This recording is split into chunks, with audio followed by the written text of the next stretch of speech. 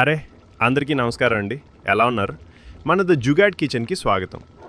Taste ఉండాలి, budget కంట్రోల్‌లో ఉండాలి. అదే మన స్టైల్. ఈరోజు బ్యాచిలర్స్‌కి బాగా ఉపయోగపడే దాల్ టమాటా కర్రీ చేసేద్దాం. ఖర్చు తక్కువ, రుచి మాత్రం ఫుల్ గ్యారంటీ. మరి స్టార్ట్ చేద్దామా? స్టెప్ 1. ముందుగా 2 కప్పుల కందిపప్పు తీసుకొని 2-3 సార్లు బాగా కడిగేయండి. పప్పు క్లీన్‌గా ఉండాలి. మన రూమ్ క్లీన్‌గా లేకపోయినా పర్లేదు. స్టెప్ 2.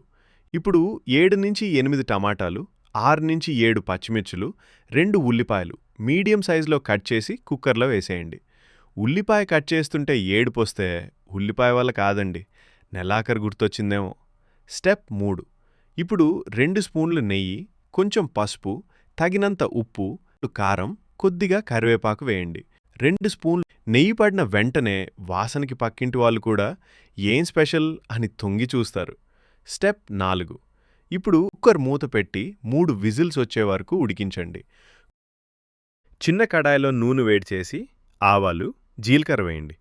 చిటపట్లాడాక ఉల్లిపాయ వేసి బంగారు రంగు వచ్చే వరకు వేయించండి. తర్వాత టమాటా, అల్లం, వెల్లుల్లి, పచ్చిమిర్చి వేసి బాగా కలపండి. కొంచెం ఉప్పు వేసి టమాటా మెత్తబడే వరకు ఉడికించండి. చివర్లో కరివేపాకు, చిటికెడు ఇంగువ వేయండి. ఇంగువ పడిందంటే చాలు, వాసనకి డైట్లో ఉన్నవాళ్ళు కూడా అన్నం పెట్టేస్తారు.